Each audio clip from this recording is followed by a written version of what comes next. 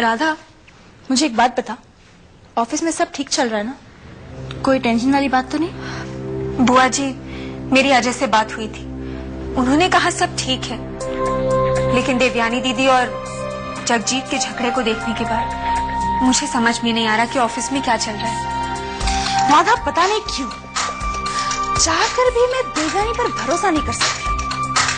अरे घर वालों को बता बता कर थक गई हूँ। देवयानी जितनी सीधी दिखती है उतनी सीधी वो है नहीं, लेकिन कोई मेरी बात ही नहीं मानता। मुझे इस देवयानी के मामले में हमेशा टेंशन ही टेंशन लगता है।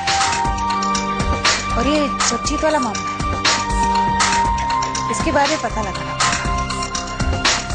बुआ जी, ऑफिस के माहौल को देखकर तो लगता है कि अगर मैं कुछ पता लगाने की कोशिश भी करती हूँ तो अगर वो बात देवयानी दीदी को पता चल गई तो उन्हें बहुत बुरा लगेगा। तुम्हें बड़ी चिंता है देवयानी की? अरे राधा, देवयानी की परवाह करना बंद कर दो। अगर तू थोड़ा आप खोल के चलेगी ना तो कुछ बुरा नहीं होगा। अरे राधा, अब बहुत हो गया ये अच्छापन, बदलो अपने आप को। मैं कुछ समझी नहीं बुआ जी। यही तो टेंशन है राधा, तुम कुछ समझती ही नहीं। देखो राधा, अगर तुम्हें इस दुनिया में सर उठाकर जीना है ना तो सीधेपन से कुछ नहीं होगा। तुम्हें अपने आप को बदलना पड़ेगा। तुम्हें पता है, जब मैं छोटी थी ना तो मैं बिल्कुल तुम्हारी तरह थी, एकदम सीधी। लेकिन लोगों ने मेरे सीधेपन का फायदा उठाया, मुझे बेवकूफ समझते थे, मेरा मजाक उड़ाते थे और मेरी शादी टूट गई। लेकिन फिर मैंने आपको संभाला और मैं बदल गई। बुआ जी, आपकी शादी टूटी कैसे? तुम्हें इस बारे में टेंशन लेने की जरूरत नहीं है।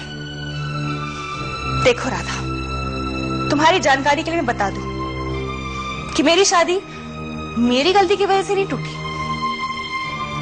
राधा, मैं नहीं चाहती जो मेरे साथ हुआ था वो तुम्हारे साथ भी हो। राधा, मैं नहीं चाहती कि लोग तुम्हारा मजाक उड़ाएं, तुम्हें बेवकूफ समझे। इसलिए मैं कहती हूँ राधा, अब भी वक्त है, संभलो। जी, लेकिन मैं करूं क्या? राधा, तुम्हें फिक्र करने की कोई जरूरत नहीं है। तुम इस घर में अकेली नहीं हो, मैं तुम्हारे साथ हूं। और इस देवयानी के मामले में तो तुम्हें उससे कैसे निपटना है ये मैं तुम्हें समझाऊंगी, कसम से।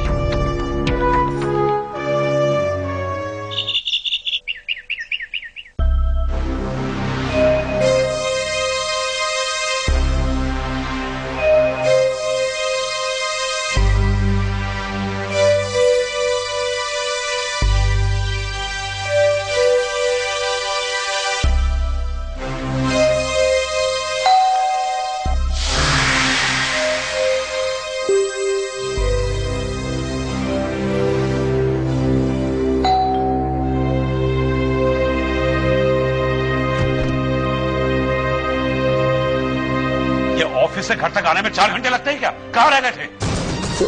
सर मैं वो बस से बस से आने को किसने कहा था? जाओ।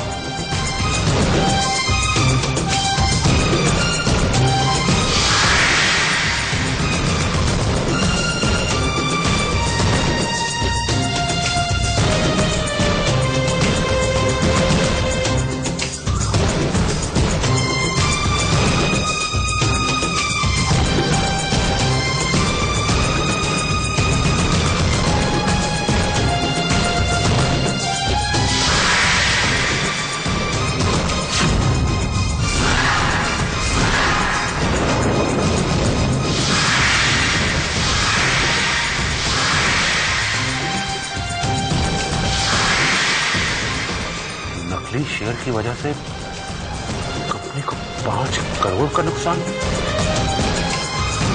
कौन हो सकता?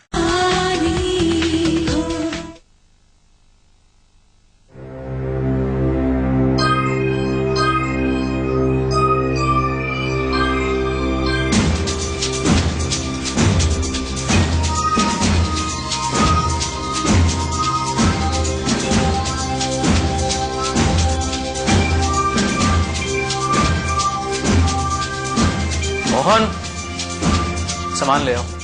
जी सर। नमस्ते जी। आंटी, ये शगुन है मेरी तरफ से। आंटी, इस दुनिया में मेरा कोई है नहीं, इसलिए रस्म के वक्त अगर कभी कोई गलती हो जाए तो मुझे माफ कर देना। नहीं बेटा, ऐसा क्यों कहते हो?